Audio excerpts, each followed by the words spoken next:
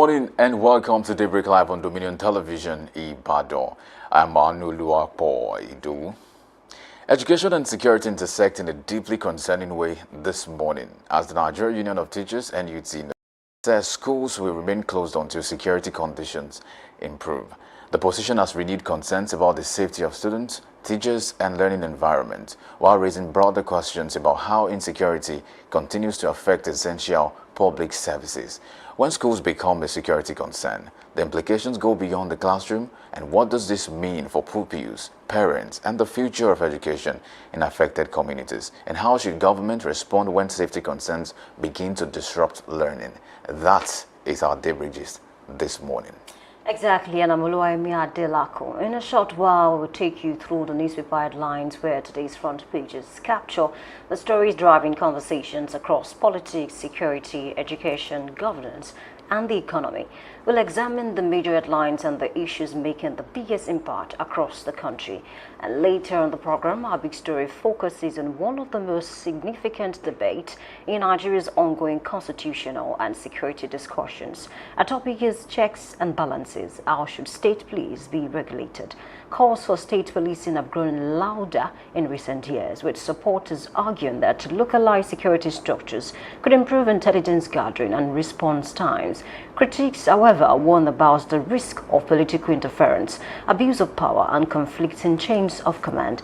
If state police eventually becomes a reality, what safeguards would be necessary to ensure accountability? How can the balance be struck between operational effectiveness and democratic oversight? And join us to explore this question is Ignatius Boseleme Fina, public affairs analyst. And right before we leave you this morning, we revisit some of the stories, reactions, and conversations continuing to attract attention across the country. Security is often measured by the protection it provides, but it is also measured by the confidence it gives citizens to live, work, and learn without fear. And this morning, we examine both the challenge and solutions. Welcome to Daybreak Live this morning. Good morning to you, Yemi. Good morning, Anu. It's a beautiful day to be alive, definitely. like I always say every day. All right, so our Daybreak gist today is something that is sits at the heart of nation building. If you have to talk about anything about national development, progress in the country, or the future of any nation, then you have to talk about education. Now, NUT says, or your schools will stay shut until security improves, and that's according to the Nigerian Union of Teachers, so your state wing. They hinged at the reopening of public schools in the state, and the government putting adequate, hinges on the government readiness to increase or improve security in the state. And according to the news agency of Nigeria, they reported that the NUT directed teachers in public schools to embark on an indefinite strike following the abduction of over 40 students and teachers in the local government area on May 15, and that's according to what we have. And the secretary of the union, Mr. Olukayode Salami, told NAN that on Tuesday yesterday that schools might reopen once the government implement adequate security measure to restore confidence among teachers, parents, and learners. But the most important thing for me is for every time we shut a school, we take a student out of class. We stop the curriculum from progressing. We stop the academic procession from being in play, and that is a problem. And why is it a problem? It's a problem because the same student that's supposed to write a particular exam sometimes would eventually have to compete with other students who had their school running 24/7. So if these ones get deprived of the time they're supposed to be in class, the question again is, what are they doing outside of class? If the schools remain shut, what are the students learning? What are they engaging? And this is one way. We've talked about the situation of out-of-school children in the country, over 8.1 million according to data. And you all want to ask questions that this is just, and it's not even a data that is static. It's data that is increasing by the day, especially with all of these things that we're seeing. If students have to pay the ultimate price just for attending classes or going to schools, then it beckons on the government to really do what is right by them, because these are the future leaders. These are the ones who hold what the country would become. And if you don't give them proper education at that instant, maybe at the very formative years of their lives, it will affect what they will become. We understand even the ones that got the best of education still find it hard to really compete globally. Not to talk about the ones who are disruptive system of education. And how do you say that to maybe an average person who doesn't even want to go to school before, and all of these things, you just wait to say, you know what, there's no point, I'm not going to school. And it's not a problem not to go to school, but the problem is when you have to compete globally and make national progress, we have education to be a thing we must consider. So I think sometimes we might just ask the question to say, how important is education to people in power? How important is education to the government? And that's a valid question, but not to take anything away from what they have been doing. According to what we've seen, there's been security beef ups in many places. There's been a lot of effort to make sure those students in Oriri and their teachers are back, and then everybody's trying to do one or two. And I think it's important that we do that, but much more so, I don't know if there could be a makeshift arrangement for those ones who are out of school and get security for them, just for them to also get educated in this time, because just a day out of school is a lot to imagine. You don't want to maybe quantify how much of havoc it will wreak in the life of a student who has not been in school for 2, 3, 4, 5 days and even a week. And you ask the question, these kind of things are really, especially when children have to go through this at a very formative period of their life, they won't forget this. And it's not even about the forgetfulness, it's also about what was missing that might not be gained again. And again, the trust in the security architecture is also a thing. So an average person is asking the question, where is safe? I listened to the protesters just the day before when they were at Iwo Road, you know, the Take It Back movement, and one of the national coordinator or the state coordinator was speaking to the press, and then the guy said something that nowhere is safe. And I began to ask, nowhere is safe might not be the actual truth now, but in the next 2-3 years, if we continue this way, that will become a prophecy that would happen. Why? We've seen this trajectory. Before it was in the north, now it came to this, and everybody's talking about the fact that this menace, if it's not really attended to, especially the menace of insecurity and insurgency, it will spread. It's like cancer. It's like a cell. It keeps developing, it keeps dividing, and to spread across board, and everybody will get a fair share. So what we are saying is that we want it to be hastened. I don't know if the government can give a time to it to say, in the next 2-3 weeks, we are envisaging that we'll get to the end of this and students will be back to, because that's improving the trust of the people, the teachers, and then the students as well. They say, don't worry, we're trying to work everything out, and soon enough you guys will get back to school. And I think that's a good way to even attend to this kind of issues. You know? Exactly. I think you're very spot on, because I'm trying to look at this issue, you know, from when it started. I think when the younger sister of the former Minister of Power was kidnapped alongside her sons, I think it was at that point that the private schools and the public schools decided to say, okay, the lives of the students, you know, is more important, you know, compared to even the education. So let us stay back at home for now. And then I discovered that about last week, the private schools resumed activities, because I have one very close to my house. And then the public schools are still home. The students are still home for weeks now. And then we talk about this all the time, that we need to invest in our education, because at the end of the day, despite our hydra-headed problems as a country, Nigeria, when you look at Nigerians outside of there, they do well, they excel, they head, you know, companies and things like that. But then if you look at the students, they are still very young, just like you mentioned. Look at those that were kidnapped, 2, 3, 4. I mean, so it's really sad. You know, most of them are still trying to learn. They're still trying to, you know, get to know what is right and things like that. And so now that I don't like this, what is happening, because for people who can afford private schools, they are back in school. But for people who cannot, they are home. And it's not good for our country. It's not good for our nation. Just like you mentioned, how do we compete globally when students are home? Because I remember while I was still in uni, I think it was during ASU strike or something, I was home for 8 months, and I tell you, when we went back to school, when we resumed, it took a lot for us to process everything and then say, okay, I want to get back into the system, I want to write exams. So imagine the student now, the sad part is they might resume now, and then the next thing is they will just give them a few weeks and then they will write exams. So it's not, we cannot continue like this, and that's why the government should come in to fix this issue, because it's a tough one for NUT as well. I want to believe that. Because they know that it is important for students to be in school, but they're also considering the safety of the children. I think that's why they're making this decision. So it is the best thing for the government to come in right now to ensure, maybe that's why they want to hasten this whole state police, you know, thing, to ensure that, you know, these people will understand their terrain more, you know, compared to just bring somebody from maybe Edo state to or your state now. So the government should do more. I think that's one thing that we need to work on basically. basically. And also, I think the NUT as well, they should have meetings with this, maybe the not the security operatives now, it's not even their duty, maybe some government officials now to say, when are we going to have, safety? When are we going to secure safety for the not just the students, for the teachers? Remember that 2 teachers were killed. We don't even want to talk about how they were killed. It's really sad. So it's not just about the teachers; it's about the students.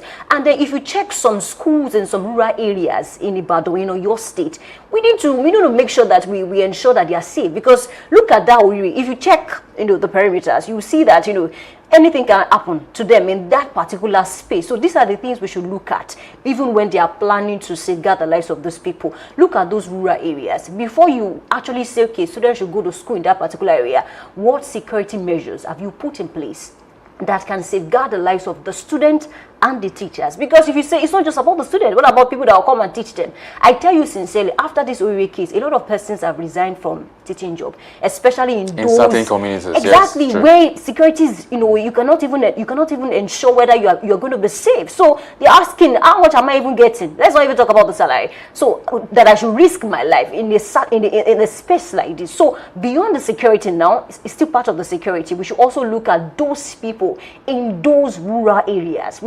We should be more careful about that, and also we should be careful about even those in the urban areas as well. So basically, the government should do more, and I think it's a fine place to leave the discussion this morning. And it's time to take a short break, and when we come back, we'll move on to newspaper headlines and analysis.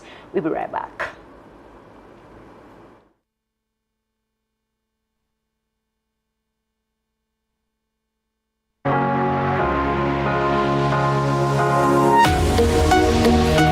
Live from the heart of the action. Welcome to the nerve center of Next Level Broadcasting.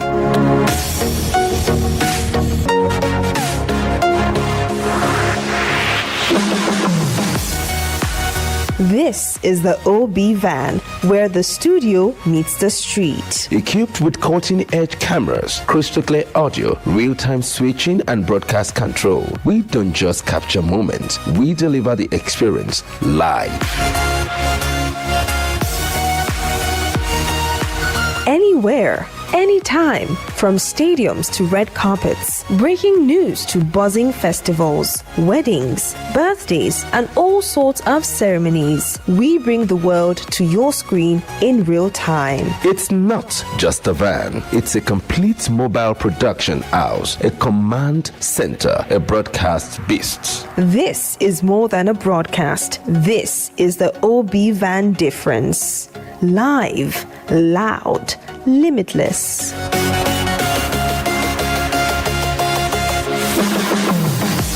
Ready to go live? Like never before. Book the OB van today and take your event to the world. One powerful broadcast at a time.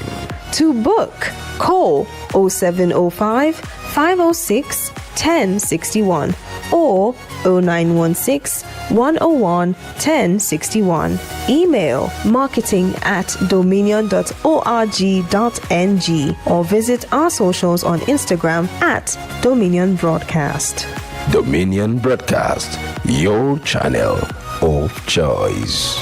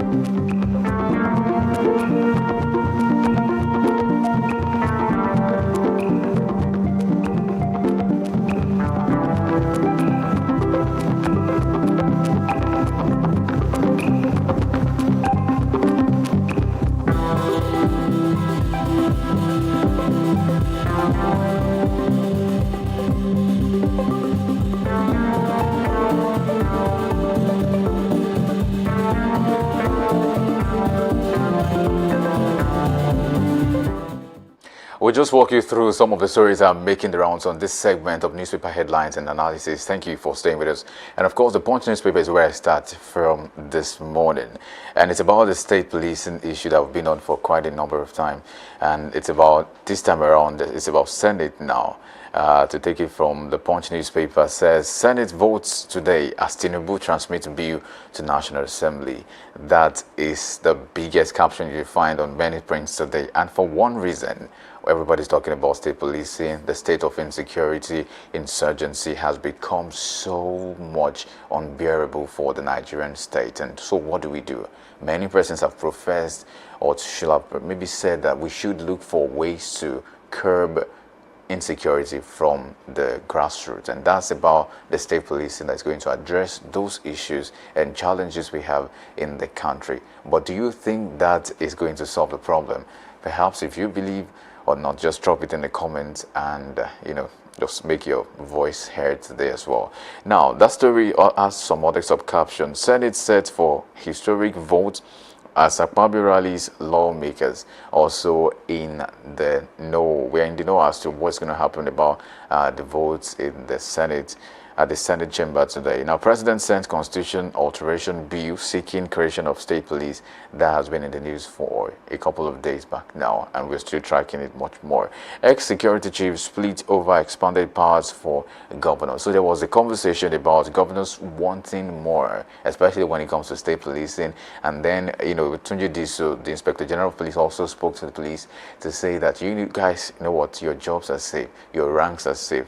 There's no issue with you. In fact, we are in the process of, bringing this new policy to be. We are also working with every security chief, with every agent and every ministries and department to ensure that we have state policing. But it will not affect you guys. And I think that's the way he has said it, that, you know what, please don't be afraid.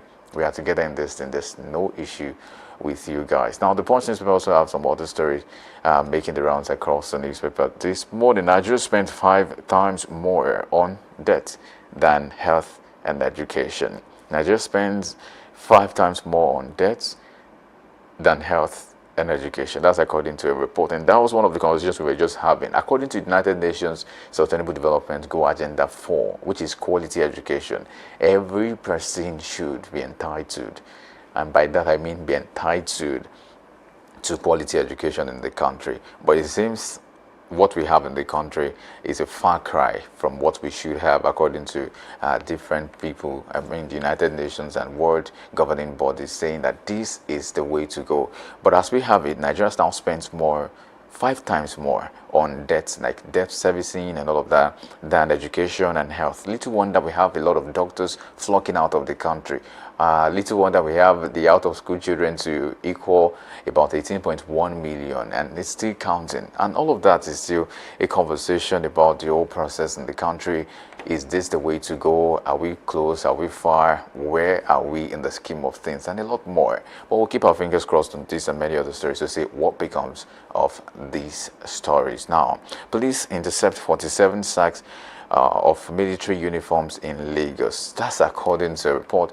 That's quite interesting. You saw also one of the police heads recently that went to different, I don't know whether barricades or bus stop, whatever they call it, or police checkpoints, and then he was asking questions. There's so many police officers who were supposed to be on duty without the proper dressing and the old camo thing. There was no, some do not have the right beret, some are not having the belt, some are not having their uniform well ironed, and a lot of things, and it's become a thing that people are asking the question that, is this the police department that we entrust our lives to?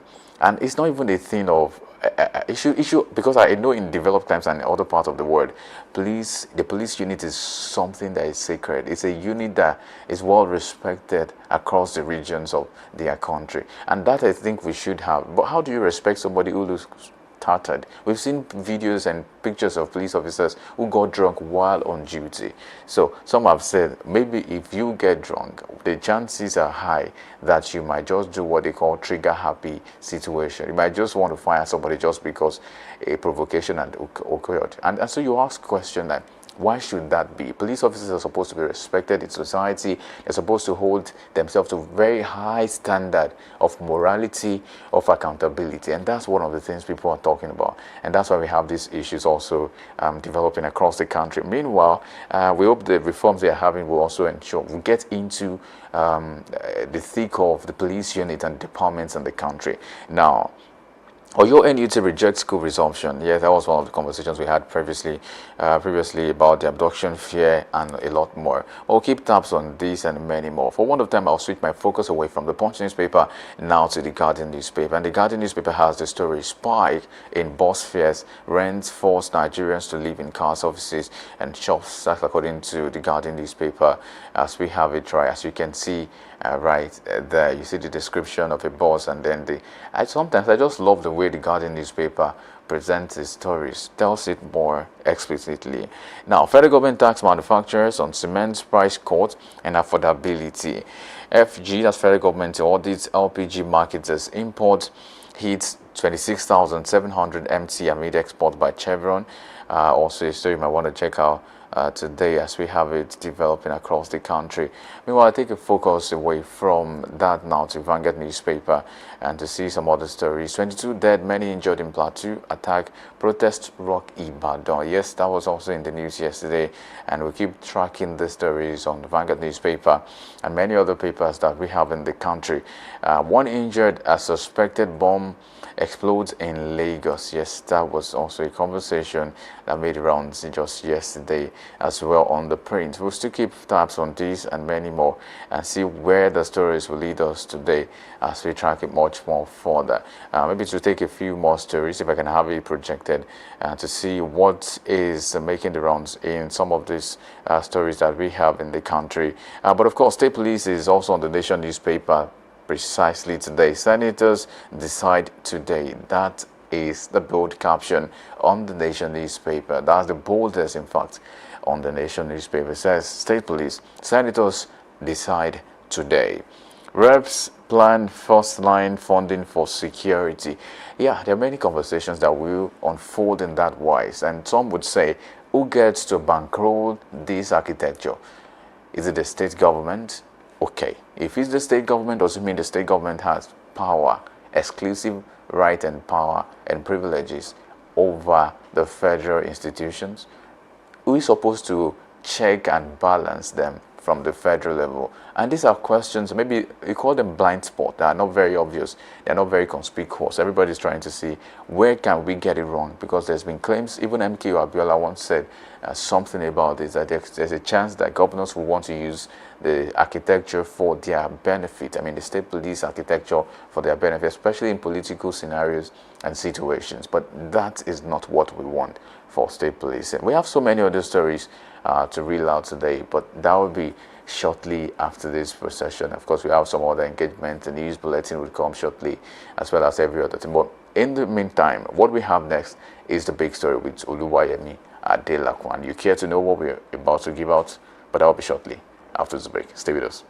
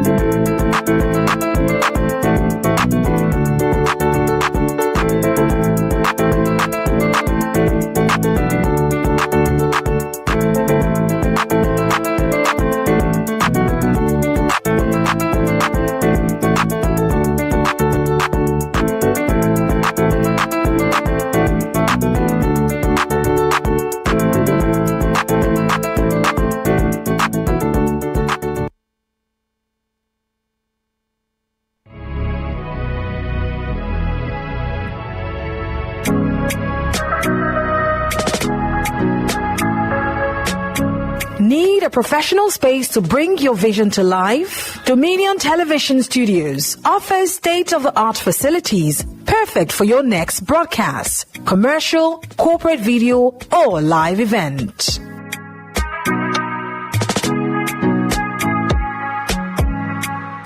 With flexible rental options, cutting-edge equipment, and a supportive team, we provide the perfect environment for high-quality productions. Unleash your creativity. For bookings, email us at marketing@dominion.org.ng. Call us on 0705 506 1061 or 0916 101 1061. Check us out on Instagram, Facebook, LinkedIn, and TikTok at Dominion Broadcast and on X at DominionCast. Book your space today. Dominion Television, your channel of choice.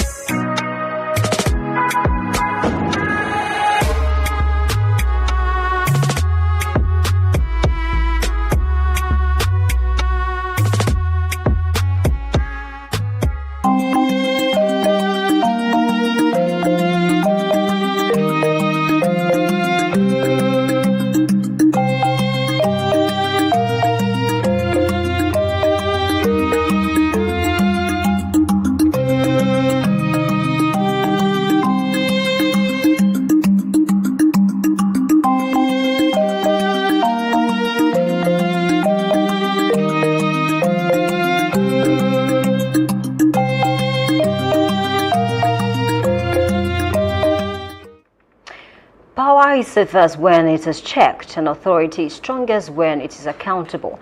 I welcome you to the big story. I'm Oluwayemi Adelakun. The debate over the creation of state police has once again dominated conversations across Nigeria and social media platforms. While supporters argue that state police could strengthen local security and tackle rising crime more effectively, critics warn that without proper safeguards, it could become a tool for political intimidation and abuse of power. This raises a critical question. If state police becomes a reality, what mechanisms should be put in place to ensure effective checks and balances? And joining us to unpack this important issue is Ignatius Aboseleme-Fino. Thank you for being with us this morning. And the topic is checks and balances. How should state police be regulated? Welcome aboard. Good morning, Yimi. I'm delighted to be here this morning. We are glad to have you this morning as well. So let's talk about the whole issue surrounding the state police, because I think one of the senators was on national TV yesterday, Senator Maidoki, who recently defected from the APC, to the ADC, and he said something that this document that we are talking about, 146 pages, and then they got it yesterday, and they are going to debate on it today, whether they will pass it or not. I'm very sure you're aware that it requires the third majority. So don't you think the time is a little bit short to go through that kind of document? Thank you very much, Jimmy. When you look at the Nigerian Constitution, there is a clause in that Constitution that stipulates that state policy objective shall be centered on security and human welfare. You cannot govern a state or an independent nation if there is no security. The economy cannot grow if there is no security. So when we are talking about security, it happens to be one of the fundamental objectives of the government of a state or a nation. So when we are talking about security, it's two-way thing. Internal security and external security. So when we are talking about internal security, you are talking about the police system. The police is saddled with that constitutional responsibility to maintain law and order and to guarantee what we call internal security of all citizens, because it is being assumed that citizens are defenseless because citizens are not armed.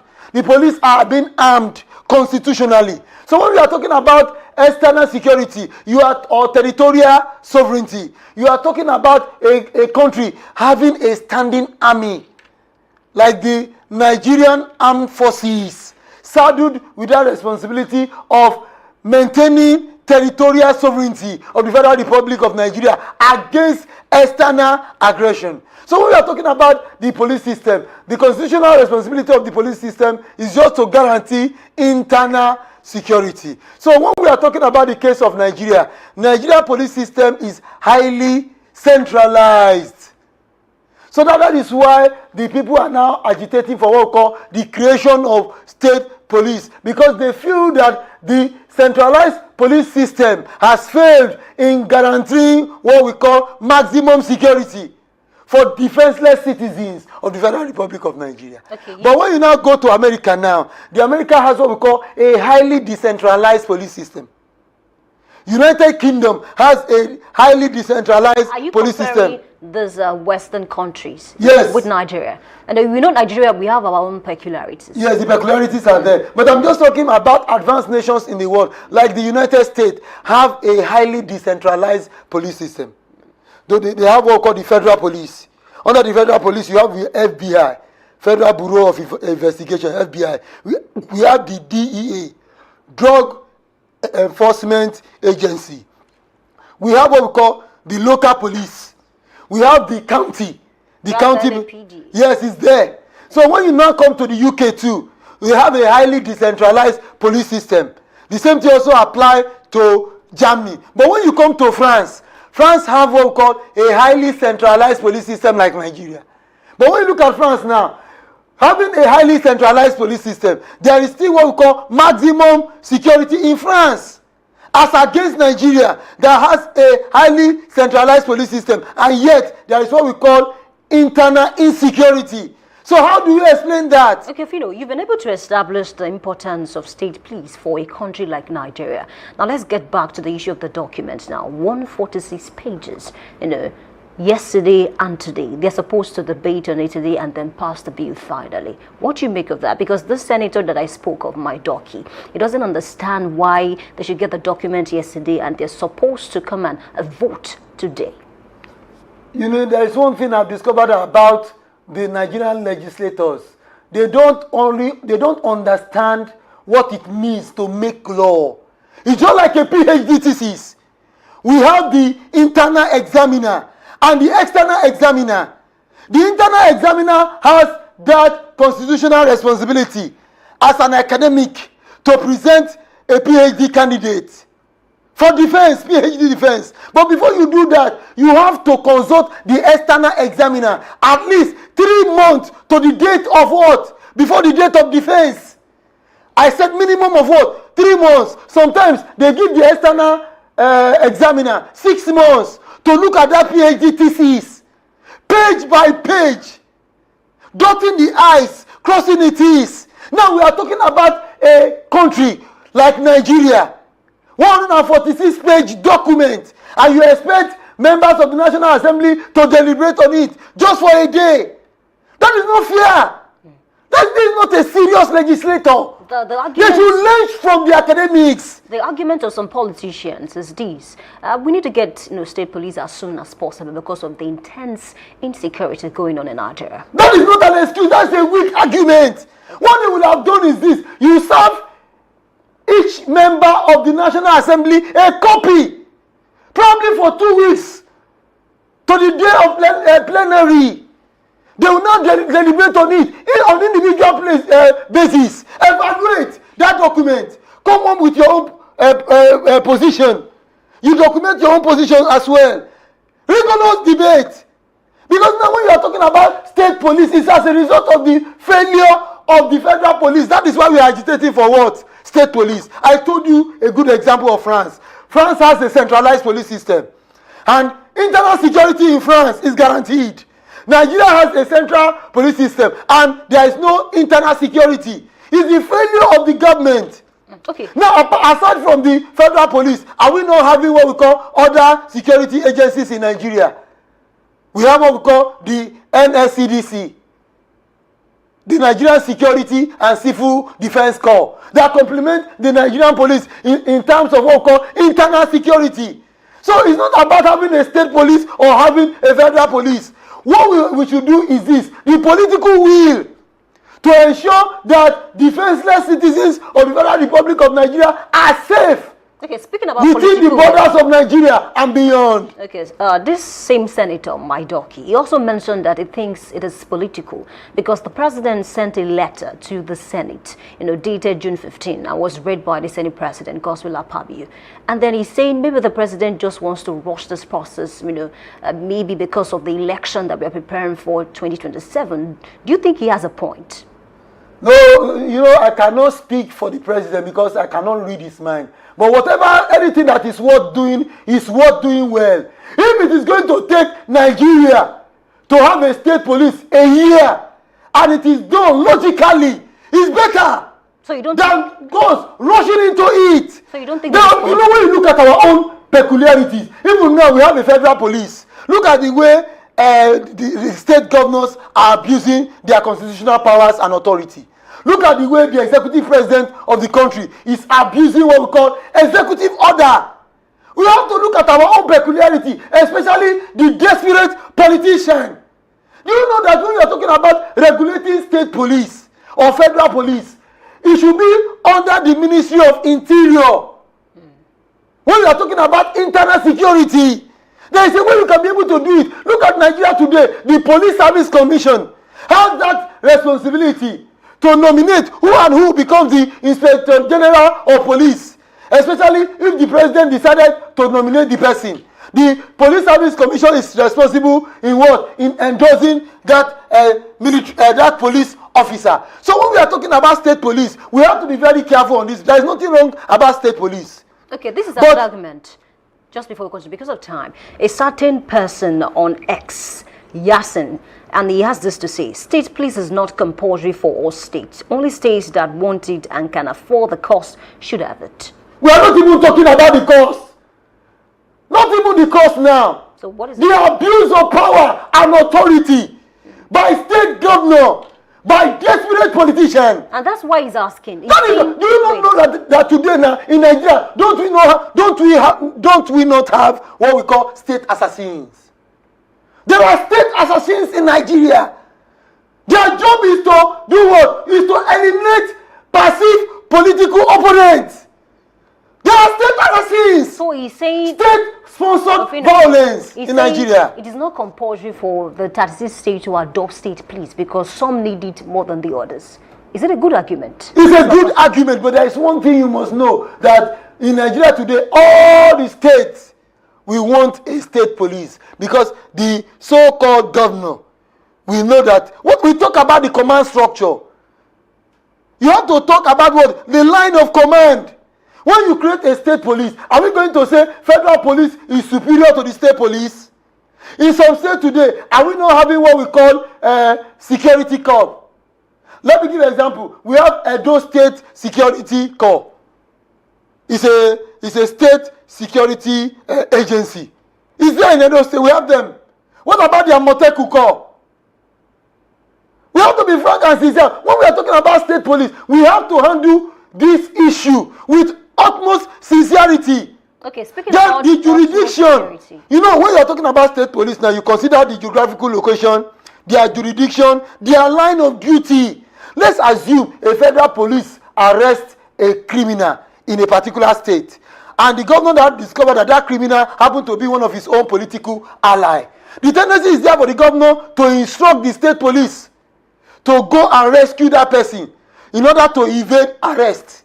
Have you considered that? There are some things that works well in other countries that will never work well in Nigeria because of our peculiarity. Are you saying state police will not work well in Nigeria? It will be very difficult because what I'm saying is this: is going to be abused by desperate politicians. I mean, that's the essence of the call them killer politicians. I mean, according to Akpabio, I listened to him, and then he said something, that they've been able to put in place measures that will ensure that no one will abuse the power or the authority. What does he mean by saying measure? The Nigerian Constitution has been violated, even by the president. In what did Akpabio, the Senate president, call the president to order? He said they have tried to introduce a measure. When your own constitution is being violated flagrantly, have you not seen some ministers being invited by the National Assembly for questioning and they refuse to appear?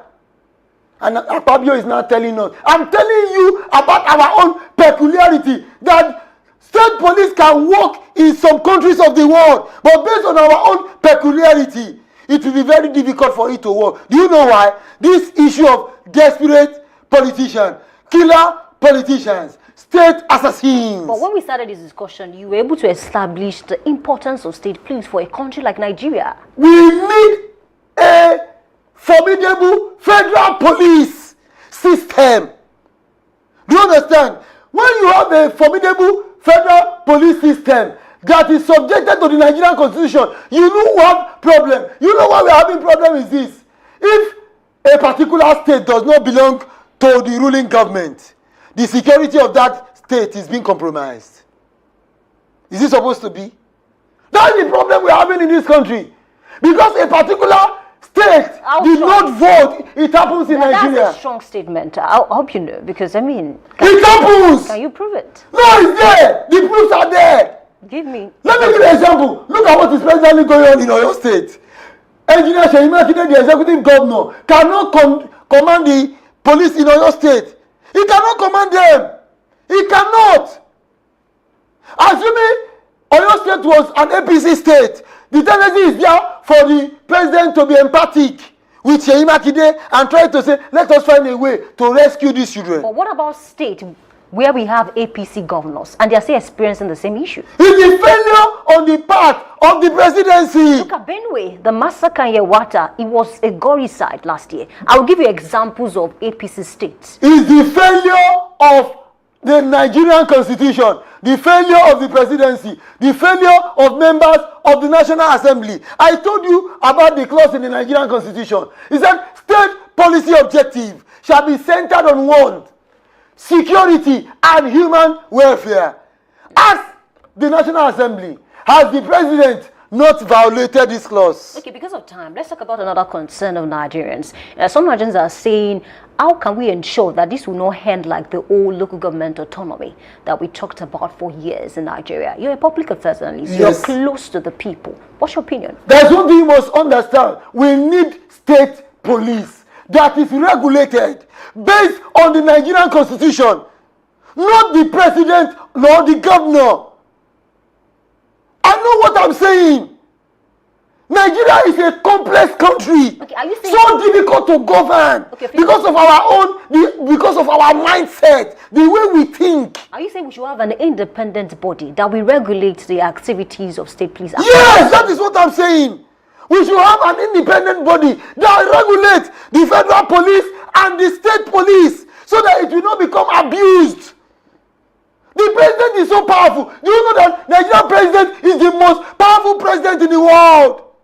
I'm not exaggerating. Nigerian president is the most powerful. He's the most powerful president in the world. Executive power. You cannot impeach him. Even if he commits an impeachable offense, he cannot be impeached. So powerful. But if my friend, President Donald Trump of the United States, commits an impeachable offense today, no matter how powerful he is as the American president, he's going to be impeached. I'm telling you how powerful the Nigerian president is. So that is why I said the time has come. If we are going to have a state police, there should be an independent body that will regulate the police system in Nigeria, the federal police, the state police.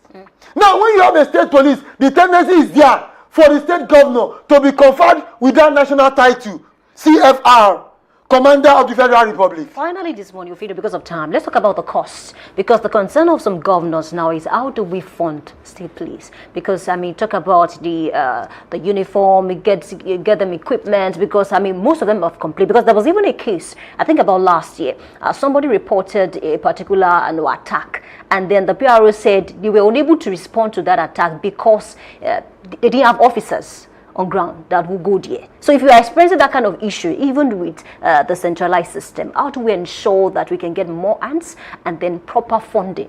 States have what we call ministries, departments, and agencies of government. States do generate revenue. States do receive what we call statutory allocation from the federal government. So the money will be there for them to pay for state police. But mind you, do you know that in Nigeria today, You have to provide your own security yourself. We have individuals who have private security. We have communities who have what we call community security, like vigilante group. Is there? So the problem we're having in this country is the problem of what we call betrayal of trust and traitors within the neighborhood. When you see something, say something. There are traitors within our neighborhood. There are traitors within the Nigerian army. There are traitors within the Nigerian police force. That is where the problem lies. Intelligence. Yes, intelligence gathering. There are traitors among them too. We have Department of State Services, DSS. We have the National Intelligence Agency, NIA. We have to be frank and sincere to ourselves. There are a lot of security agencies in Nigeria, and yet we are still having what we call insecurity in Nigeria. What do you think so is if we introduce state police, that does not show that we are still going to have what we call security in Nigeria. What do you think is responsible for the sabotage, the internal sabotage you mentioned? It's the failure of the supervisory ministry. People should be charged to court for failing to do the needful, so that it will serve as what? A deterrent. If a police officer today is being seen to be a sabotage, what stops the government executing such a police officer publicly? I think that would put it to rest. Yes, that's the way to do it. Do you know that electoral fraud is a treasonable felony? I'm talking about electoral fraud. It's a treasonable felony. We have to be frank and sincere to ourselves. So whether you introduce state police without checkmating the issue of sabotage in Nigeria, the police system will end up becoming a failure again, like the federal police. But how do we checkmate the abuse of power by the president and by the state governors in this country, and also by the local government chairmen? So it's a real issue in this country, because now we have a lot of security in this country, and yet we have what we call high level of insecurity in Nigeria because of what? Sabotage. Some people, if it is possible, we have some Nigerians who want to sell this country. If it was possible, there are some group of Nigeria that will sell Nigeria and its resources. I mean, Nigeria is not just some. I said if it was possible, okay. You would have seen some Nigeria selling off this country because of greed. I think it's a fine place to leave this discussion this morning, Ofino. You've been able to establish the importance of state police. Definitely. You've spoken about our peculiarities, yes, and the things we need to put in place to ensure that we reduce this to the barest minimum. It's time to go this morning. The true test of power is not how much it can do, but how well it can be restrained. Many thanks to our guest Ignatius Ofino for sharing his insight on this important national conversation. The discussion on state police goes beyond security. It touches on accountability, governance, and the protection of democratic values. As Nigeria weighs its option, the challenge remains ensuring that any new policing structure serves the people without compromising justice and fairness. Amoluayemi Adelako, thank you for being a part of Big Story today. Ignatius Ofino, Public Affairs Analyst, thank you for joining us this morning. Thank you, Yimi. All right, we take a short break, and when we come back, we close the program. Please stay with us. We'll be right back.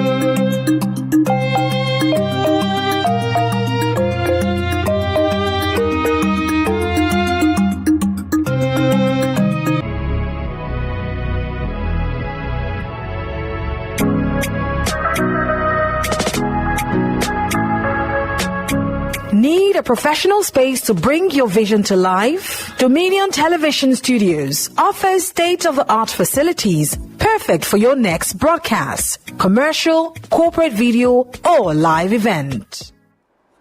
I think it's important we have this conversation. It's something we can overflog because it's something very important. State policing is what we must have, you hear me?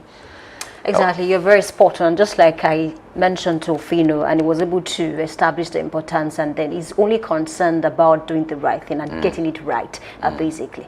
And I think it's a fine place to leave this discussion this morning, even as we hope for the best for Nigeria. My name is Oluwayemi Adelakun. I'll see you tomorrow. Please be safe. And I'll say again, pull body, join body, be involved in everything in the country, Nigeria. My name is Adolo Akpoido, saying bye for now. Check us out on Instagram, Facebook, LinkedIn, and TikTok at Dominion Broadcast.